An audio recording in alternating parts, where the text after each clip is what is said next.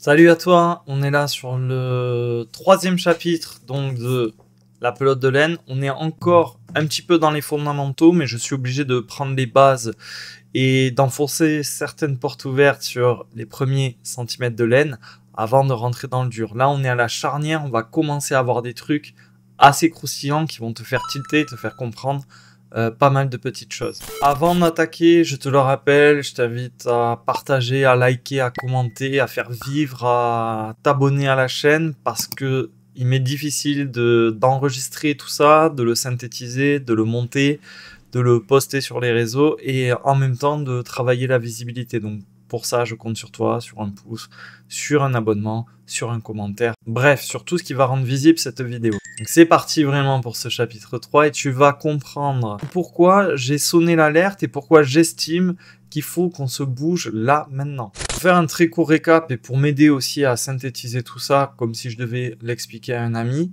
à moins d'être aveugle, complètement dans le déni ou trop centré sur ton nombril, on baigne dans un glissement. On est dans une sorte de malaise diffus. Et ce malaise diffus se traduit par ce glissement d'une société de droit à une société faite d'autorisation conditionnelle, sous condition. On a vu qu'il y avait tout un rideau, toute une pluie de lois qui restreignent, qui nous réduisent, qui nous obligent, et surtout qui favorisent le passage en force, l'instauration à grande échelle de capteurs, donc d'appareils, de dispositifs de contrôle qui traquent nos données et qui permettent surtout de restreindre, de brider, de couper, c'est-à-dire d'appliquer une sanction. Donc on a d'un côté la condition et de l'autre on a la punition, la sanction si tu ne respectes pas la condition. Dans la dernière vidéo, on a vu que le prétexte idéal incarné par la pandémie de Covid via son certificat numérique était au service en réalité du projet d'identité numérique européenne, du contrôle de l'identité de nos vies. À ce stade, et je te comprends, tu as envie de baisser les bras. Il y a un réflexe normal qui consiste à faire l'autruche. C'est peut-être aussi ce qui explique pourquoi mes dernières vidéos sont moins vues. C'est pas franchement agréable de tirer ce fil-là. Pourtant, aujourd'hui, on va devoir tirer quelques centimètres de laine d'un fil concernant l'IA au service de ceux qui nous mettent en cage. Souviens-toi, en août 2022, quand des milliers de Français ont reçu un joli courrier des impôts leur expliquant que leur piscine non déclarée avait été repérée par satellite. Bien sûr, via un algorithme. À l'origine de ce courrier, il y avait un projet appelé Foncier Innovant. Et donc la direction générale des finances publiques s'était associée à Google Cloud et Capgemini sous prétexte de justice fiscale. Et en réalité, c'était le premier grand test, grandeur nature, d'une IA qui allait détecter des irrégularités, voilà, à grande échelle sur tout le pays. Et cette IA a traqué des anomalies donc dans ce test sur 9 départements et a fait remonter 20 000 bassins non déclarés. Et là, ça a été le jackpot en termes de recettes fiscales. 10 millions d'euros récoltés. Et du coup, l'État a investi sur la fenêtre du 2021-2023 24 millions d'euros en espérant en tirer profit à hauteur de 40 millions d'euros par an. Et ce qui ne manque pas d'ironie, mais bon, après tout, on est en Macronie, c'est que Capgemini est à la maîtrise d'œuvre alors qu'ils sont à l'origine d'un fiasco pour le logiciel Scribe, une solution censée faciliter les procédures policières, un fiasco abandonné à hauteur de 14 millions d'euros. Et donc de ce côté, tu as ce fiasco, et de l'autre côté, tu as quand même une situation qui manque pas de sel non plus, puisque Google a été condamné pour fraude fiscale et protection des données. Mais arrêtons de rester franco-français. Comme d'habitude, je t'invite à dézoomer, à regarder un petit peu ce qui se passe en Europe. Et donc, en Belgique, tu as une IA qui scanne toutes les transactions TVA et qui bloque celles estimées suspectes. Aux Pays-Bas, le fisc note les contribuables sur la base de data mining, de scrapping, donc sur les réseaux sociaux. Donc, toutes les photos luxueuses de vacances qui semblent suspectes, enfin ce genre de choses-là. Et du coup, je t'invite à revenir là sur le sol français. Nous aussi, on note les citoyens. On sait que la CAF, par exemple, scanne 28 millions de dossiers automatiquement et qu'elle note ses allocataires sur une échelle de 0 à 10 une échelle de risque ou de fraude, si tu préfères. Et plus le score est haut, et plus ça déclenche de fichage, de contrôle, en fait, de procédures de sécurité. D'ailleurs, en octobre 2024, plusieurs ONG, dont la Quadrature du Net, avaient saisi le Conseil d'État à ce sujet. Mais d'autres font la même chose en Europe. Les Pays-Bas, encore une fois, avec le système SYRI, SYRI, procéder au fichage de milliers de citoyens suspectés présumés de fraude. Et ce système-là a poussé le bouchon si loin que ça a été jugé illégal par la suite. Au Danemark, l'organisme qui équivaut à la CAF chez nous procède aussi à un data mining, mais ultra intrusif cette fois. On va surveiller des variables très serrées comme la nationalité, le statut familial, le revenu, le changement de domicile, enfin le moindre détail. Et là, tu vois qu'on commence à rentrer peu à peu dans un système où tes données sont un risque à évaluer sans ton consentement et sans intervention humaine. Et tu vas voir que ce sujet de l'IA s'infiltre dans plusieurs sphères et thématiques nécessaires au fonctionnement du pays. On va démarrer par la sécurité intérieure. Et ici, on a une volonté d'utiliser l'IA à bloc. Depuis 2015, la police et la gendarmerie utilisaient le logiciel BriefCam, un outil israélien capable de reconnaissance faciale, dans la plus parfaite illégalité. Et c'est Disclose qui l'a révélé il y a peu de temps. Durant les JO de Paris, les politiques ont voté pour les caméras augmentées, les VSA. Donc c'est une surcouche algorithmique associée aux caméras publiques. Et ce dispositif devait s'arrêter au 31 mars 2025 et les politiques ont tout fait pour le prolonger, pour tenter de le prolonger jusqu'à fin 2027 via ce qu'on appelle un cavalier législatif. Et heureusement, ça a été bloqué au dernier moment. Au niveau des frontières aussi, on sent la griffe de l'IA. Je ne sais pas si tu connais le PARAF. Le PARAF, c'est un sas biométrique où on scanne ton visage, où on prend tes empreintes. Et derrière PARAF, tu vas avoir des boîtes comme Thales et Idemia. Ce sont ces sociétés qui gèrent et fabriquent en fait le sésame identitaire, c'est-à-dire les cartes d'identité nationale, les passeports, les enregistrements biométriques et aussi les bases de données géantes qui vont derrière. Et en parlant de bases de données géantes, côté santé, tu sais que tes données sont capturées, stockées, analysées sur un cloud américain chez Microsoft. Ça, c'est la magie du Health Data Hub. J'en avais parlé, j'avais parlé de l'origine, de la jeunesse du Health Data Hub et de son fonctionnement dans ma première pelote. Ce qu'il faut que tu saches aujourd'hui, ce qui nous intéresse, c'est que toutes tes données santé sont stockées sur la solution Microsoft Azure. Et ça s'est fait sans appel d'offres au niveau européen, ce qui fait que on a une boîte américaine qui stocke des données hautement sensibles et qui se retrouve donc sous la loi américaine, le Cloud Act ou le Foreign Intelligence Surveillance Act, FISA. Le plus surprenant, c'est que le choix de Microsoft comme prestataire a été soutenu par le Conseil d'État, alors qu'on parle là du fichier le plus sensible du pays. On nous avait promis une migration pour un cloud français, à l'heure où je te parle, ce n'est toujours pas fait. Allez, on va s'avancer un petit peu plus, on va vraiment rentrer dans le dur, on tire sur le fil de cette pelote et je vais emprunter les mots d'Elon Musk, ceux qu'il a prononcés au MIT en 2014 concernant l'IA, et il a dit, je cite, « Avec l'intelligence artificielle, nous invoquons le démon. » Et quelque part, en fait, on va mettre le pied dans l'enfer de l'IA couplé à la défense et au renseignement. Alors là, on rentre dans une séquence super intéressante. Tu vas voir, ça va te faire connecter des points, ça va faire pop dans ton esprit. Je te demande d'ouvrir grand les yeux et les oreilles et on est parti. Donc, sous couvert d'une souveraineté française en termes d'IA, une souveraineté qui n'est que de façade, derrière, tu vas voir qu'on assiste là à une course à la performance, mais surtout au pognon. On va aller chercher des milliards. Et pour te faire un état des lieux de cette IA accès défense et renseignement, je vais te donner 3 dossiers. Le premier, c'est Artemisia. Donc au-delà du jeu de mots, je pense, involontaire avec Artemisia, qui est une plante ô combien intéressante, je t'invite à lire la première pelote pour le comprendre. On a là un big data qui nous surveille tous. C'est un peu Big Brother. Et ça se fait via une société qui est le combo de Atos et de Thales. La société s'appelle ATA.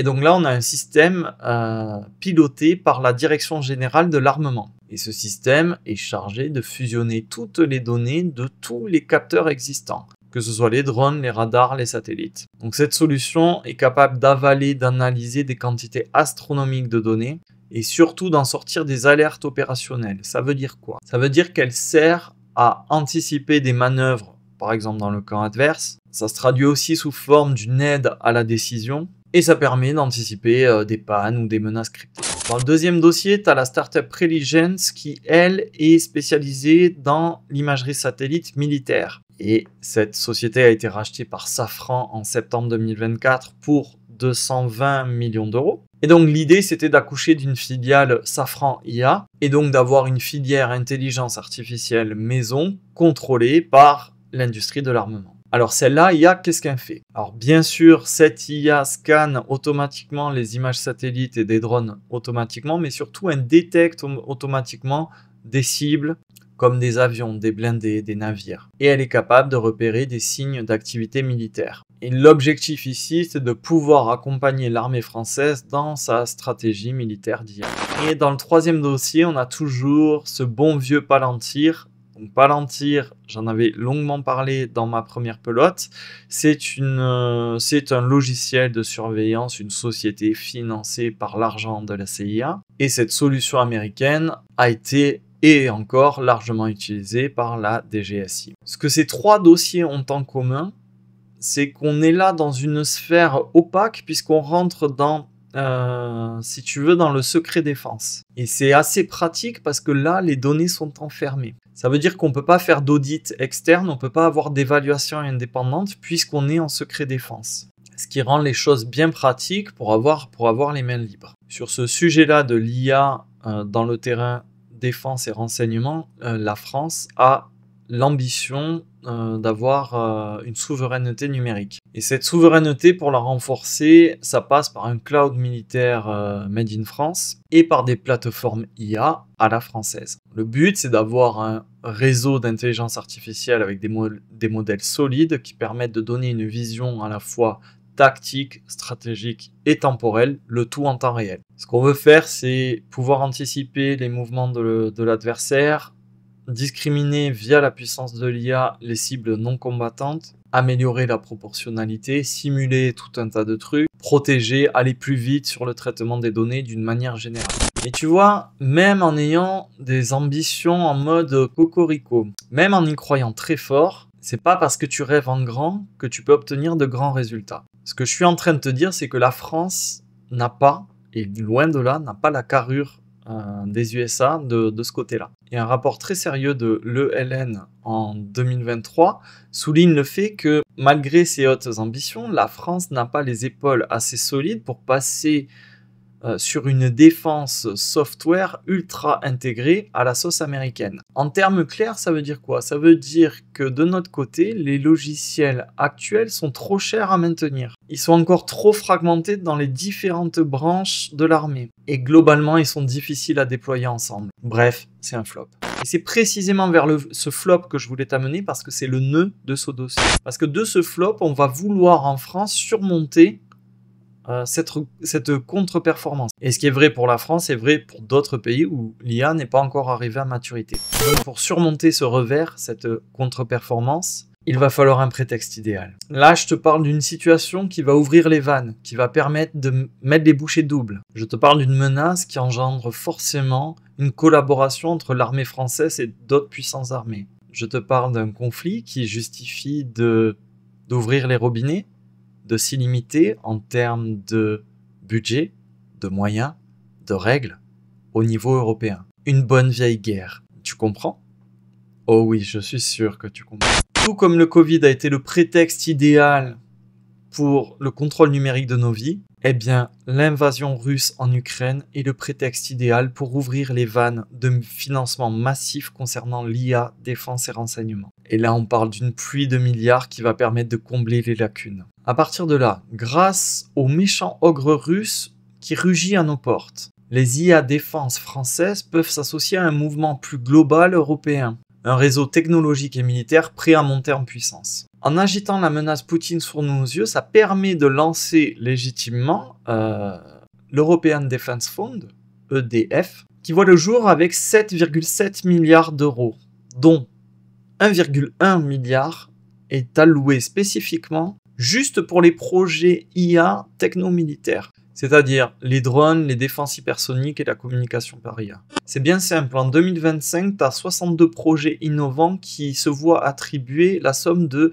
910 millions d'euros, presque 1 milliard. Et donc cette urgence stratégique de la guerre va déclencher le plan Rearm Europe et Readiness 2030 à hauteur de 800 milliards d'euros, 800 milliards, dans le but de renforcer les capacités militaires. Donc si tu veux, ça pleut des milliards de tous les côtés pour développer la technologie militaire européenne. Donc tu as des hackathons de tous les côtés qui pullulent, et le fonds de défense européen pousse aussi les PME du civil, les privés, à aller vers la défense. J'insiste bien sur ce point. Des boîtes privées. Parce que tu vas voir le plus beau et tu vas voir comment pensent les élites. Là, on va tirer sur ce fil et ce fil s'appelle Dual Use. Dual Use, en fait, c'est le nom de la douille qu'il y a derrière ce dossier.